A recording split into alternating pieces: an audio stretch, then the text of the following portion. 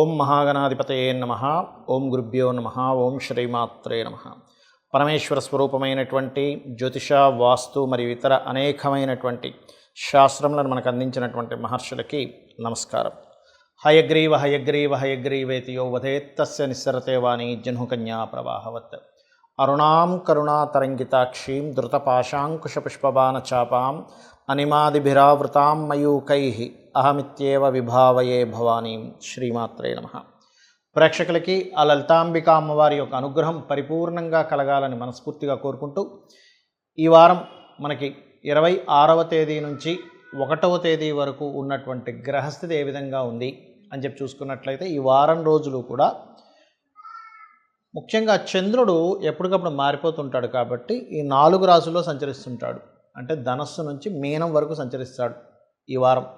అదేవిధంగా కుజుడు, రాహువు మీనరాశిలో ఉంటూ కుజుడు మారిపోతున్నాడు 1వ తేదీకి అలాగా.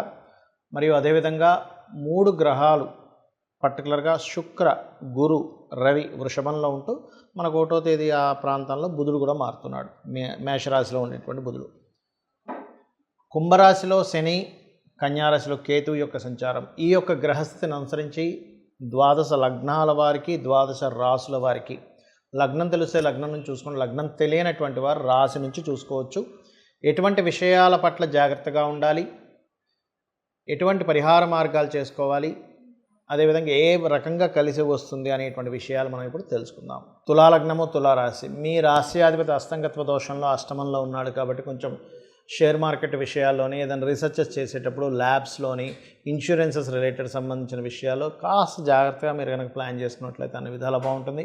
మీరు చేసేటువంటి జాబ్లో కొంతవరకు హైక్ అనేటువంటి చూపిస్తుంది, ఫైనాన్షియల్ హైక్ అనేటువంటిది ఉంది. అదేవిధంగా మీరు కొద్దిగా ఈ మోసపోయేటువంటి వాటికి సంబంధించిన విషయంలో షేర్ మార్కెట్లో కావచ్చు, ఇంకేదైనా ఇట్లాంటి విషయాల్లో మీరు 30, 31 1వ తేదీ కాస్త జాగ్రత్తగా ఉండాలి. సంతాన సంబంధించిన విషయంలో, ప్రేమ వ్యవహారాల విషయంలో కూడా 30, 31 తేదీలు కాస్త జాగ్రత్తగా ఉండండి. అలాగే అంటే ఆ సమయంలో ధన విషయంలో కూడా కొంత జాగ్రత్తగా ఉండాలి. ఈ వారం కాస్త షార్ట్ జర్నీస్ అధికంగా ఉంటాయి. ఆకస్మికంగా వేరే ప్రాంతాలకు వెళ్ళాల్సిన పరిస్థితి వస్తూ ఉంటుంది. కాకపోతే భూ వివాదాలు, భూమికి సంబంధించింది కానీ, లేకపోతే మీరు చదువుకునేటువంటి ప్రదేశంలో ఎవరితోనైనా ఘర్షణ వాతావరణం కానీ చాలా స్పష్టంగా చూపిస్తుంది. కాకపోతే ఇక్కడ మీకు కొంచెం మీ సంతానం ద్వారా కొంతవరకు ధనాభివృద్ధి కలగడం కానీ, సంతానం కొంతవరకు అభివృద్ధి పదం వైపు వెళ్ళడం అనేటువంటిది కూడా మీరు చూస్తారు. బికాజ్ ఆఫ్ ఇక్కడ గ్రహాలు ఏవైతే ఉన్నాయో కొంతవరకు సపోర్టివ్గా ఉన్నాయి. పంచమ స్థానంలో ఉన్న శని భగవానుడు నడుస్తున్న నక్షత్రాలు, అటువంటి నక్షత్రాలు మీద నడుస్తున్నాడు. ప్రజెంట్ తులాలగ్నం వారికి సంతానానికి ఫైనాన్షియల్ అభివృద్ధిని చూపిస్తున్నాడు. సంతానానికి విదేశీ ఫైనాన్స్ అభివృద్ధి, లేనట్లయితే సంతానానికి సాఫ్ట్వేర్ ద్వారా ఫైనాన్స్ అభివృద్ధి అనేటువంటి స్పష్టంగా చూపిస్తున్నాడు ఇక్కడ. ఇక 1వ తేదీ నుంచి ఎప్పుడైతే సప్తమంలో కుజుడు వస్తాడో కాస్త పార్ట్నర్స్తోని, జీవిత భాగస్వామితోని కాస్త 1వ తేదీ నుంచి కొంత జాగ్రత్తగా ఉండండి. తెలియని ఘర్షణ వాతావరణం చూపిస్తుంది. అదేవిధంగా 1వ తేదీ నుంచి ఏదైనా మీ సమాజంలో ఏదైనా యూట్యూబ్లోని లేకపోతే ఏదైనా ఒక స్టేజెస్ మీద మాట్లాడేటప్పుడు కూడా కొంత జాగ్రత్తగా ఉండాలి. అయితే ఇక్కడ 30, 31వ తేదీ ఈ 2 రోజులు మాత్రం జాబ్ రిలేటెడ్ సంబంధించినటువంటి విషయాలలో కాస్త జాగ్రత్తగా ఉండాలి. అదేవిధంగా భూమికి సంబంధించినటువంటి ల్యాండ్ రిలేటెడ్ సంబంధంగా వ్యవసాయం కానీ, ఆర్గానిక్ ఫార్మింగ్ అంటారు, ఆర్గానిక్ ఫార్మింగ్ కానీ, లేకపోతే రియల్ ఎస్టేట్ చేసేటువంటి వారు, లేకపోతే ఫామ్ ల్యాండ్స్ని డెవలప్మెంట్ చేసేటువంటి వారికి, తులాలగ్నం వారికి చాలా చాలా చాలా బాగుంది. అయితే ఇక్కడ మీరు చేయవలసినటువంటి దేవత ఆరాధన ఏమిటి అంటే, కాళికా అమ్మవారి అష్టోత్తరాలు చదువుకోవడము, కాలభైరవ స్తోత్రం ఎక్కువగా చేయండి. చేసినట్లయితే అన్ని విధాలా మీకు బాగుంటుంది. చాలామందికి కొన్ని అపోహలు ఉన్నాయి. ఏమిటది అంటే, నాకు సర్పదోషం ఉంది, కాల సర్పదోషం ఉంది, ఇంకా నా జీవితం ఇంతే అనేటువంటి కొన్ని అపోహలు ఉన్నాయి.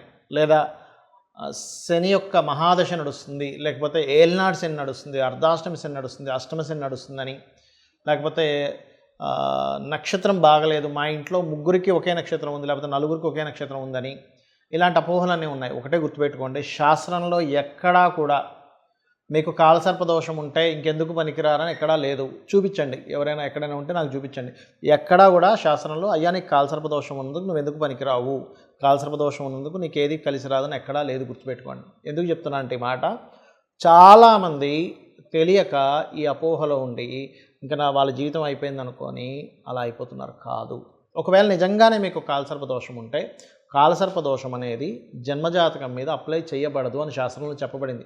కాలానికి అప్లై చేయాలంటే ఈ దేశంలో, ఈ నగరంలో, ఇక్కడ ఇలాంటివి వస్తాయి, సునామీలు వస్తాయి, ఇట్లాంటివి చెప్పబడింది. కాబట్టి దయచేసి వాటిని మైండ్లో పెట్టుకొని అనవసరంగా మీ బంగారు భవిష్యత్తును పాడు చేసుకోకండి. సింపుల్ ఒకటే, ఒకవేళ నిజంగా మీకు సర్పదోషమే ఉందనుకోండి, చక్కగా నాగప్రతిష్ఠ చేయించుకోండి. టోటల్గా దోషం పోతుంది. అది నాగప్రతిష్ఠ కనుక మీరు చేయించుకుంటే పోతుంది. లేదంటే అంత స్తోమత లేదు మాకు, ఏమీ కంగారు పడక్కర్లే, కాళహస్తి వెళ్ళిరండి. అలా కాదండి నేను కాళహస్తి కూడా వెళ్ళలేను, ఏమి టెన్షన్ పడక్కర్లేదు. రాహుకేతువుల దగ్గర దీపారాధన చేయండి. జస్ట్ దీపం వెలిగించండి. రావి చెట్టు ఉంటుంది కదా, రావి చెట్టు చుట్టూ మీరు ప్రదక్షిణం చేయండి. చాలు, క్లియర్ అయిపోతుంది. అమ్మవారిని నమ్ముకోండి. గణపతిని, దుర్గాదేవిని ఓం గణాధిపతయే నమః, ఓం దుర్గాయ నమః అనుకోండి. ఎటువంటి సర్పదోషం ఉన్నా తొలగిపోవాల్సిందే. ఇంకా ఎక్కువగా ఉందండి అనుకుంటే సర్పసూక్తం చదవండి. చాలు. ఇక ఏలినాడ్సన్ దగ్గరికి వద్దాం. చాలామందికి ఏంటంటే నాకు పలానా రాసి ఏలినాడ్స్ అని, అందుకే నాకు ఈ దారిద్ర్యం పట్టుకుంది, అందుకే నాకు ఏది కలిసి రావట్లేదు అనుకుంటారు. నిజమే, కొంతవరకు స్లో అవుతాయి పనులు, నేను కాదనట్లేదు. కానీ ఒకటే గుర్తుపెట్టుకోండి, ఏలినాడ్స్ అనే సమయంలో నేను ఎంతమంది ప్రెసిడెంట్లు అయ్యారు, ఎంతమంది సీఎంలు అయ్యారు, పీఎంలు అయ్యారు అని చెప్తూ వచ్చాను చాలా వీడియోల్లో. ఆయా ఏలినాడ్స్ అని నడుస్తుంది, వీళ్ళు పీఎంలు అయ్యారు, వీళ్ళు సీఎంలు అయ్యారు అందుకే అని చెప్పా. ఎందుకు అంటే ఏలినాడ్స్ అని కానీ కాలసర్ప దోషం కానీ ఒక గొప్ప స్టేజ్కి కూడా తీసుకెళ్తుంది. ఇది గుర్తుపెట్టుకోవాలి ఇప్పుడు కూడా మనం. సరే, మీకు ఒకవేళ ఏలినాడ్స్ అనే నడుస్తుంది అనుకోండి, మీరు ఏం చేయాలంటే ఒకటే గుర్తుపెట్టుకోండి. ఏమిటది అంటే, మీరు గనక రెగ్యులర్గా యువకులైతే మధ్యాహ్నం పూట నిద్రపోకూడదు. నూనెని దానంగా ఇస్తూ ఉండండి. ఆలయంలో దీపారాధన కోసం ఇస్తూ ఉండండి. నరసింహస్వామి, ఆంజనేయ స్వామి లేదా సుబ్రహ్మణ్యేశ్వర స్వామి ఆలయాలకు వెళ్ళండి. ఖచ్చితంగా క్లియర్ అయిపోతుంది. ఇక ఇక్కడ ఇంకొక అపోహ ఉంది అందరికి. ఏమిటది అంటే,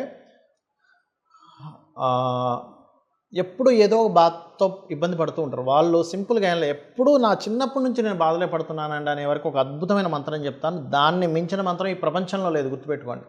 అదేమిటి అంటే ఓం మధుసూదనాయ నమః, ఓం శ్రీమాత్రే నమః. ఈ రెండు కలిపి చేయండి. ఖచ్చితంగా మీరు ఎంత గొప్ప స్టేజ్కి వెళ్తారంటే, మీరు బాధలో ఉండడం కాదు, ఇంకొక 1000 మంది, 1,00,000 మంది, 1,00,00,000 మంది బాధల్లో ఉన్న వాళ్ళని ఏం కాదనేటువంటి ధైర్యం ఇచ్చేటువంటి పొజిషన్లోకి వెళ్ళగలుగుతారు.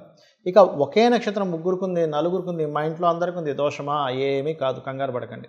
ఎందుకు భయపడతారంటే, ఒకే నక్షత్రం ఉన్న వాళ్ళకి ఏలినాడ్సంలో అర్ధాష్టమిశం, అష్టమిశంలో ఒకటే వస్తాయని బాధపడతారు. కానీ శాస్త్రంలో ఎక్కడా కూడా ఒకే నక్షత్రం గల వాళ్ళు ముగ్గురు ఒకటేసారి ఒకే ఇంట్లో ఉండకూడదని లేదు. అసలు లేదు, అలాగా శాస్త్రంలో లేదు. ఎవరైనా మధ్యలో వాళ్ళు చొప్పించి రాసి ఉండాలి. కానీ శాస్త్రంలో ఋషి ఎక్కడ మనకు చెప్పలేదు. ఇది గుర్తుపెట్టుకోండి. మనకి మహర్షి ఎక్కడా కూడా ఒకే నక్షత్రం గల వాళ్ళు ముగ్గురు, నలుగురు ఒక ఇంట్లో ఉండాలని కానీ ఉండకూడదని కానీ ఏమీ లేదు, గుర్తుపెట్టుకోండి. కాబట్టి ఇటువంటి మూఢత్వమైనటువంటి వాటిని నమ్మకండి. శాస్త్రంలో ఏం చెప్పారు, మహర్షి ఏం చెప్పాడు మనకి, అది జెన్యూన్, అది కావాలి మనకి. ఏదో పిచ్చివన్నీ పెట్టేసుకొని ఇంక ఇది నాకు కలిసి రాదు, ఏలినాడ్సన్ వచ్చింది కాబట్టి నాకేం కలిసి రాదు, సర్పదోషం ఉంది కాబట్టి నాకేం కలిసి రాదు, అది కాదు. వీటన్నిటిని ఆపరేట్ చేసేది అమ్మవారు. అమ్మవారిని నమ్ముకోండి. 100% మీరు ఏ స్టేజ్ కంటే ఆ స్టేజ్కి వెళ్తారు. వరల్డ్ రిచెస్ట్ పర్సన్ అవ్వాలంటే అవ్వగలుగుతారు. వరల్డ్ టాలెంటెడ్ పర్సన్ అవ్వాలంటే అవ్వగలుగుతారు. మీరు ఏదంటే అది అవ్వగలుగుతారు. అమ్మవారిని నమ్ముకొని మీరు వెళ్ళండి, అంతే చాలు. ఇంకేం చేయకండి. శ్రీమాత్రే నమః.